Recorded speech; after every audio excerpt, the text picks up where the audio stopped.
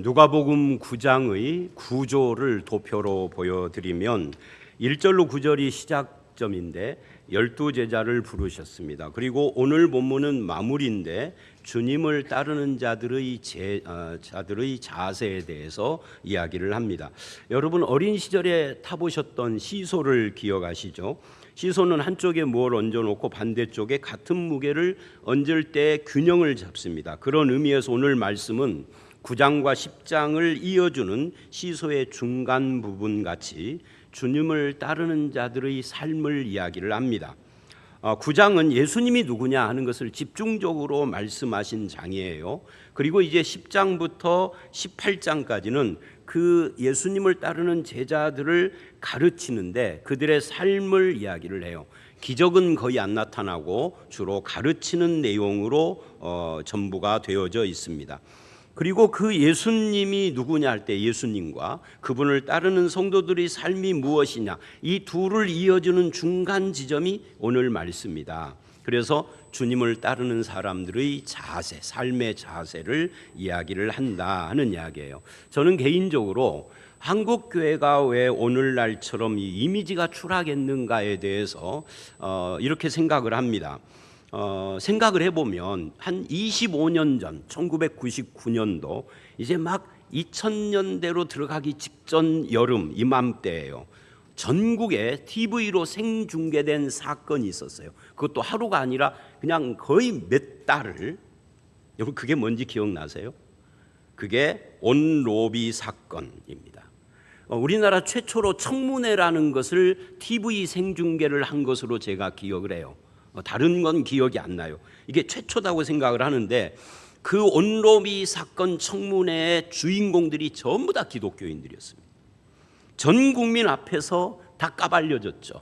그리고 웃음거리가 됐죠. 이 사건의 주인공들은 서울의 유명한 대형교회인 온누리교회 목사 부인과 그 목사 부인의 언니 권사와 집사, 한국교회 지대한 목회자들에게 영향을 주었다라고 하는 횃불 선교의 설립자인 대한생명 63빌딩의 주인인 그 최순영 장로의 부인이 바로 하용조 목사의 부인의 언니예요.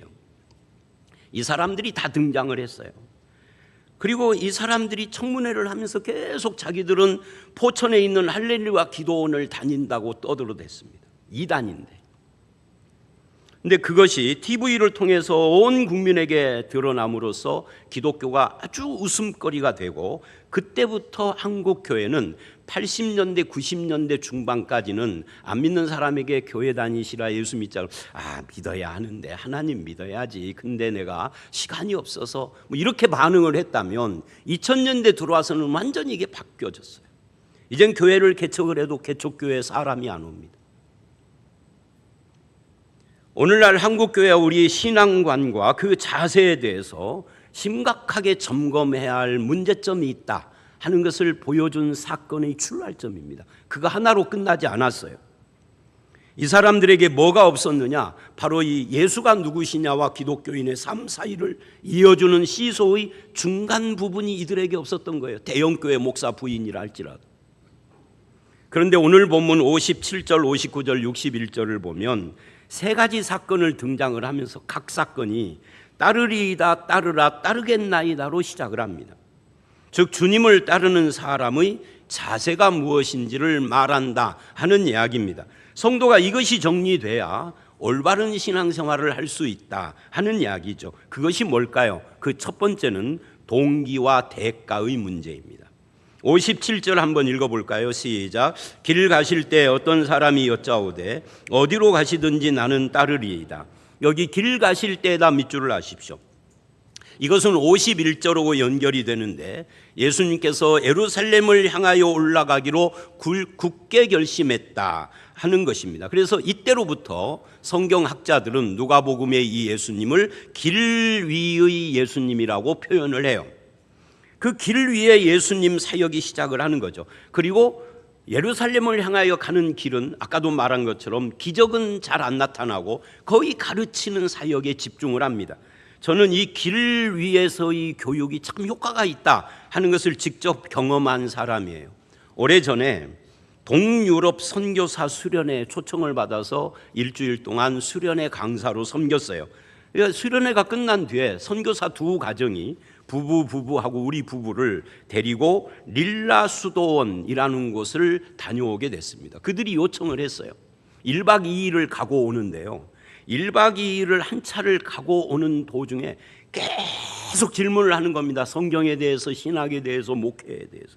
얼마나 진지하게 질문을 했느냐면, 가다가 넓은 들판이 보였어요. 뭐 노란 유채꽃 같은 것들이 막 끝도 없이 펼쳐졌는데, 거기에 차를 정차하고 파라솔을 피고 거기에 앉아가지고 커피 먹으면서 2시간을 이야기를 했다니까. 계속 질문을 하는 겁니다. 나중에는 질문을 그렇게 1박 2일을 하고도 양이 안 차니까 한 2년인가 3년 지나서 우리 교회를 두 가정이 방문을 해서, 아마 기억하시는 분들 있을 거예요. 여기 3층에 아주 숙박을 하면서 우리 교회에서 숙식을 했어요. 하면서 우리 교회 양육 프로그램 전 과정을 일주일 동안 아침부터 시작해서 저녁 늦게까지 싹 마스터를 했습니다. 그리고 저에게 내가 가르치는 그 자료를 주었죠. 그랬더니 불가리아에 가서 대학생 교회를 설립을 하고 그 교회의 성경 공부와 양육 커리 프로그램을 지금 불가리아어로 다 번역을 해서 사용하라고 있고, 불가리아 CCC에서 이 교재를 사용을 한다고 연락이 왔어요.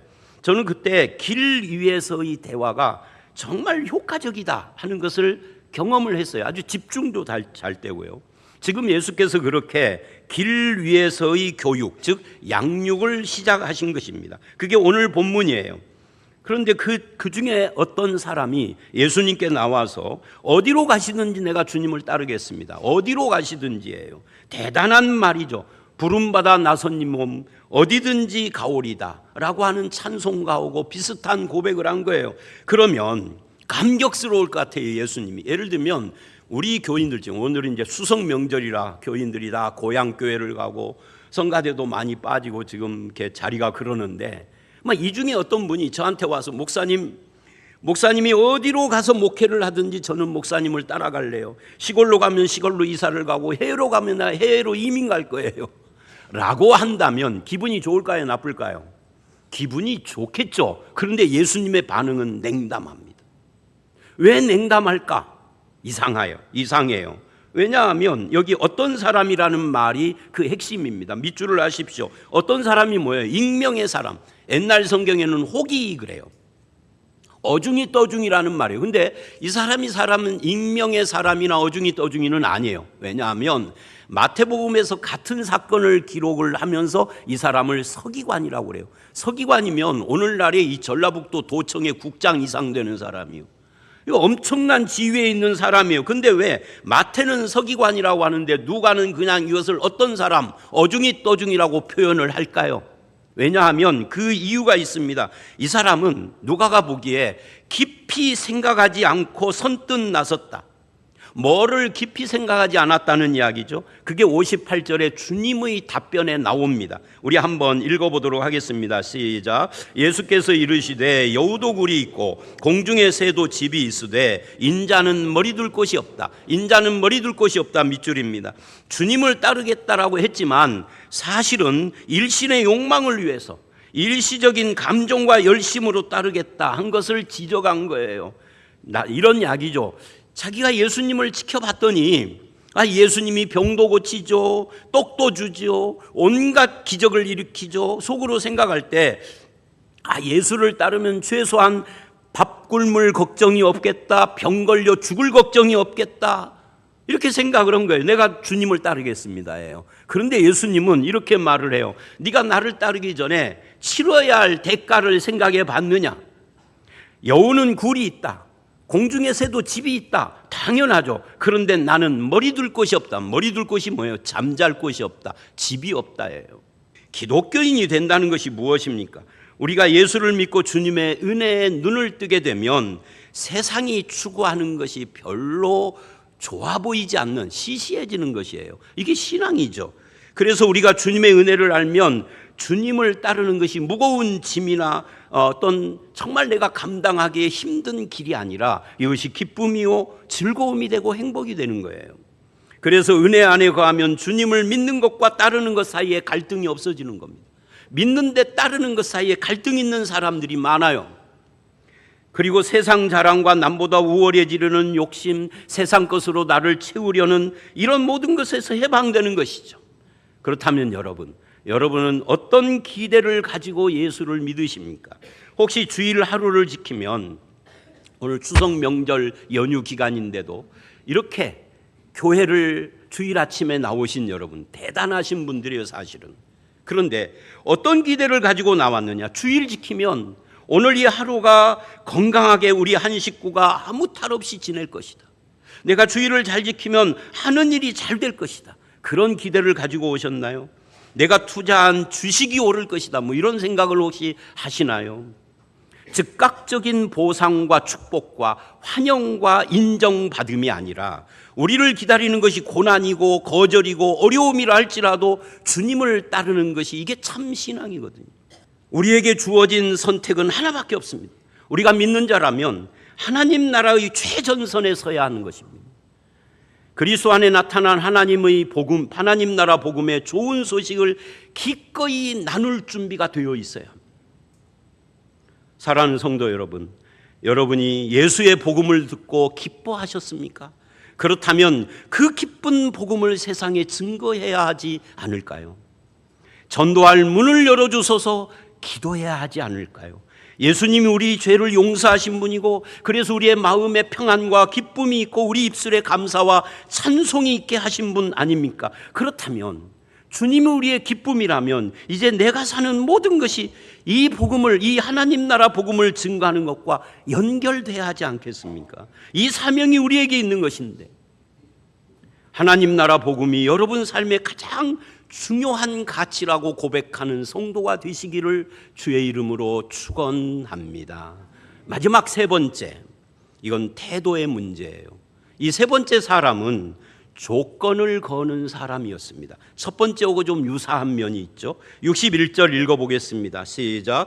또 다른 사람이 이르되 주여 내가 주를 따르겠나이다마는 나로 먼저 내 가족을 작별하게 허락하소서. 예수님의 대답이 62절입니다. 읽어봅니다. 시작. 예수께서 이르시되 손에 쟁기를 잡고 뒤를 돌아보는 자는 하나님의 나라에 합당하지 아니하니라 하시니라.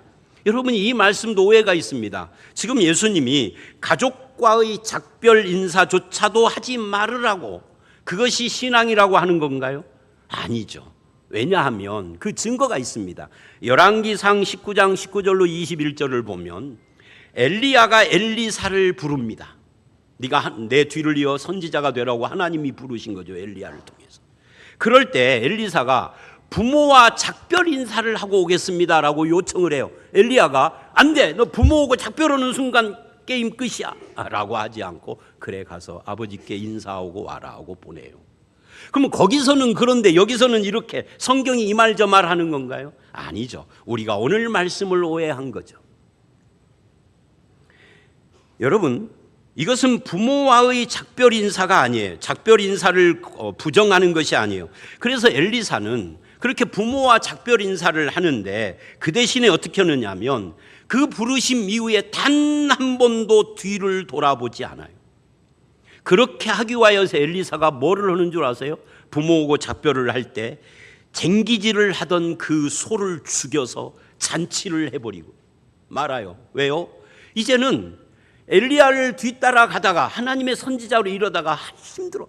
목회를 하다 보니까 너무 힘들어. 막 뒤에서 말하는 사람도 많고 뭐 찌고 까불고 별짓을 다 하고 먹을 것은 많이 안 주면서 에이 포기하고 나 가서 농사 지을래. 나 고향 가면은 내 쟁기 그대로 있고 내 소도 다 있어. 그런 마음 들까 봐 소를 죽여버려요. 돌아갈 길을 불태워버린 거죠.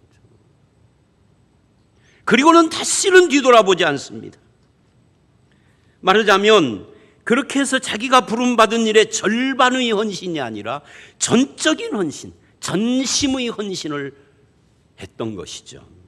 그러므로 오늘 본문은 작별 인사, 부모와 작별 인사 문제가 아니라 우리가 주님을 따른다면 사소한 일과 절대적인 일을 구분하지 못하는 자가 돼서는 안 된다는 이 우선순위의 문제예요. 예수님의 답은 명확합니다. 뭐라고 하죠? 손에, 거기 밑줄을 하십시오. 손에 쟁기를 잡고 뒤돌아보는 자가 되지 말라는 거죠. 여러분, 손에 쟁기를 잡고 뒤돌아본다가 뭔지 아세요? 뭐 40대, 50대 이상 되신 분들은 쟁기질도 해보고 쟁기 잡고 밭을 가는 모습을 보기도 하셨죠. 근데 요즘 뭐 한 20대나 이런 분들은 쟁기가 뭔지도 모를걸? 쟁기 뭔지 알아? 모르지? 요즘은 트랙터로 다 해요. 저는 트랙터는 뭐 운전도 안 해봤고 잘 모르기는 해요. 근데 상상을 해보면 트랙터를 잡고 누가 김씨 하고 부르니까 하고 이렇게 하면 어떻게 될까요? 트랙터가 딴 방향으로 가겠죠. 쟁기는 더 한다면, 트랙터는 그래도 그냥 똑바로 가도록 뭐 장치라도 할 수 있을지 모르겠는데, 쟁기를 잡고 다른 데를 쳐다보면 내 얼굴을 돌리는 방향으로 손이 함께 가니까 똑바로 쟁기질이 않고 꼬불꼬불해지는 거예요. 그 이야기를 하는 겁니다. 쟁기를 잡고 뒤돌아보면 똑바로 갈 수 없는 것처럼 주님을 따르는 사람도 좌우와 뒤를 기웃거리는 삶을 사면 안 된다. 그런 삶을 중단하고 오직 주님만 바라보기로 한 사람이 예수 믿는 사람이다. 그 이야기를 지금 하는 거예요. 그러므로 자기를 예수님께 전적으로 위임해야 하는 거죠. 우리 믿는 사람은 마음속에 예수 이외에 다른 것을 품는 자가 돼서는 안 된다 하는 이야기예요. 전에 주님을 모르고 살던 그 세상으로 돌아가서도 안 된다. 그러면 예수를 따를 수가 없다. 여러분, 직장이나 사업이나 세상 다른 일들은 쉼이 필요합니다. 휴식이 필요합니다. 심지어 목회 일에도 휴식이 필요하고 그래서 휴가가 필요합니다. 그러나 신앙은 쉬면 반드시 문제가 옵니다. 좀 쉴게요 하고 아직도 안 오는 사람, 10년 전에 쉬었다가 오겠다는 사람 지금까지도 안 왔어. 우리 교회도. 뒤돌아보는 순간 하나님은 너는 하나님 나라에 합당하지 않구나라고 평가를 하십니다. 그러나 여러분, 이 본문을 오해하시면 안 돼요. 믿는 사람은 안정된 생활을 하지 말아야 한다는 것도 아니고, 부모 형제를 사랑하지 말고 가족의 우애를 저버려야 예수 잘 믿을 거다라는 말씀도 아닙니다. 우리가 어떤 선택의 기로에 설 때 결단을 내려야 할 순간에 무엇을 근거로 해야 할 것인가를 말씀하고 있는 겁니다. 오직 한 길을 선택해야 할 시점에 선다면 너는 어떻게 하겠느냐? 예를 들어서 만약 네가 나를 따르는 것 때문에 삶이 어려워진다면, 세상에서 대우를 받지 못한다면, 장래성이 없어지고 지금까지 살아왔던 삶을 포기해야 한다면 어떻게 하겠느냐? 네가 내 주위 사람들에게 환영받지 못한다면, 신앙 때문에 어떻게 하겠느냐는 거예요. 또 내가 너의 골육지친이 너를 등지는 그런 소명을 너에게 준다면 그래도 따르겠느냐는 거예요. 그럴 때 우리는 주여, 그럴 때도 제가 주님을 따르겠나이다. 저는 주님의 것입니다. 이렇게 대답하는 것이 신자예요. 주님의 부르심 앞에 뒤돌아보지 않고 헛된 세상 영광을 추구하는 것이 아니라 하나님 나라 복음을 위하여 사는 능력도 주님이 내 곁에 계시기 때문에 가능한 것이고, 그럴 때는 우리 고난 중에도 하나님의 뜻을 찾고 고난 중에도 오히려 빛나는 성도가 될 수 있음, 이것이 성경이 말하는 것입니다. 제가 오늘 일부 예배 때도 그 말을 했는데 김천현 장로님 기도할 때 깜짝 놀랐어요. 김천현 장로님이 내가 설교 준비할 때 옆에서 다 봤나? 아니, 요즘 열왕기하 말씀 묵상을 우리 매일 성경에서 하잖아요. 여러 본문이 있는데 하필이면 열왕기하 5장, 지금 열왕기하 5장이 언제적 이야기예요? 며칠 전 지난 화요일 성경 묵상인데 아람 군대에 의해서 납치당한 어린 소녀 하나가 나타납니다. 그런데 이 어린 소녀는 납치당했으니까 부모 형제에게서 강제로 말하자면 이별의 아픔을 겪었죠. 이 소녀의 꿈 많던 그 인생이 송두리째 다 망가져 버렸죠. 그런데 이 엄청난 고난당한 소년의 이 아픔이나 이 소녀를 그 납치한 그들의 죄악이나 이런 것에 대해서는 성경이 단 한마디도 말하지 않아요. 얼마나 성경이 무정한지 몰라요. 그런 것을 말하지 않아요. 그 대신에 이렇게 말을 합니다. 나병 걸린 나아만 장군의 집에 이 소녀가 노예로 끌려갔어요. 거기서 얼마나 고생을 하는지에 대해서도 성경은 1절 말하지 않아요.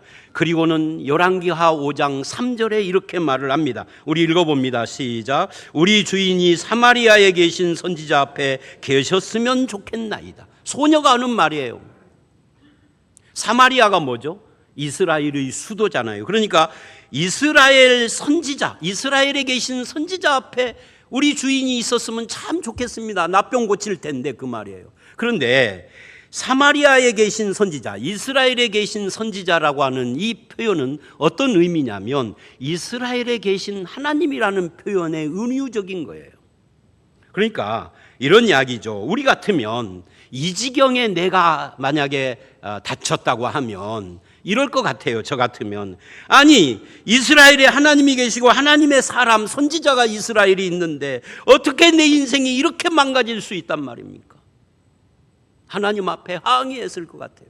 나 이제 하나님 안 믿겠습니다. 주일날 예배 다녀. 너네들이나 다녀.